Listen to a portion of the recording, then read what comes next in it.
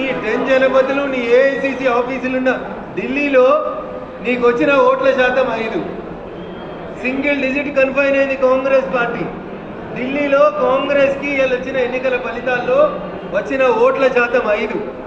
వచ్చిన సీట్లు రేవంత్ రెడ్డి చెప్తాడు కదా, గాడిద గుడ్డు వచ్చింది. ఇలా ఢిల్లీలో కాంగ్రెస్కి వచ్చిన సీట్లు గాడిద గుడ్డు, వచ్చిన ఓట్లు 5%. అందుకని దయచేసి ఏది పడితే అది మాట్లాడతాం, మైక్ ఉన్నదని నోటుకు వచ్చినట్టు మాట్లాడతాం. మహారాష్ట్రలో ఎలక్షన్లలో ఏమైంది, మన పార్లమెంట్లో మేము సమాధానం చెప్పినాం.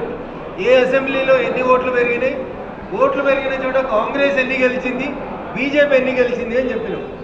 పార్లమెంట్ ఎన్నికలకి, అసెంబ్లీ ఎన్నికలకి, గ్రామ పంచాయతీ ఎన్నికలకి, రాహుల్ గాంధీ నీకు ఊర్లు తెలివై కదా, ఊర్లు కూడా తెలుసుకో. గ్రామ పంచాయతీ ఎన్నికలకి ఓట్లు పెరుగుతాయి.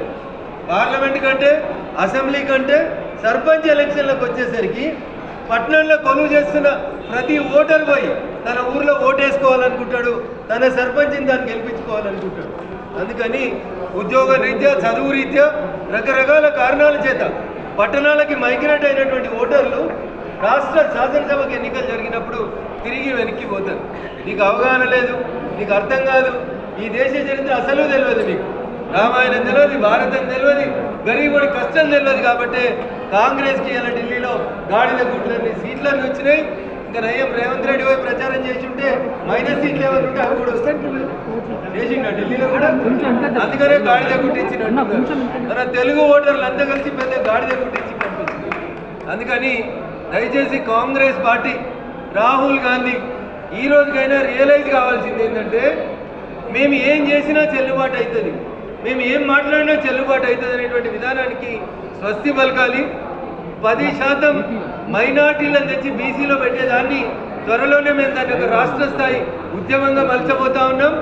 ఎట్టి పరిస్థితులలో భారతీయ జనతా పార్టీ కార్యకర్తలు, నాయకులు ఇది జరగకుండా చూస్తారు.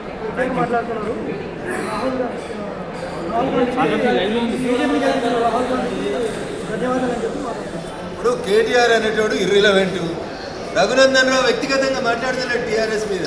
వాళ్ళ నాయననే చెప్పిండు 3 ఎమ్మెల్సీలు వాళ్ళకి ఓటు లేదు, సీటు లేదు, వాళ్ళకు కూడా గాడిద గుడ్డే వస్తుంది. ఇక్కడ చదువుకున్నాడు ఎవడు టీఆర్ఎస్ ఓటేసేందుకు సిద్ధంగా లేడు, టీచర్లు ఎవరు ఓటేసేందుకు సిద్ధంగా లేరు. ఉంటే క్యాండిడేట్ ఎందుకు పెట్టరన్న?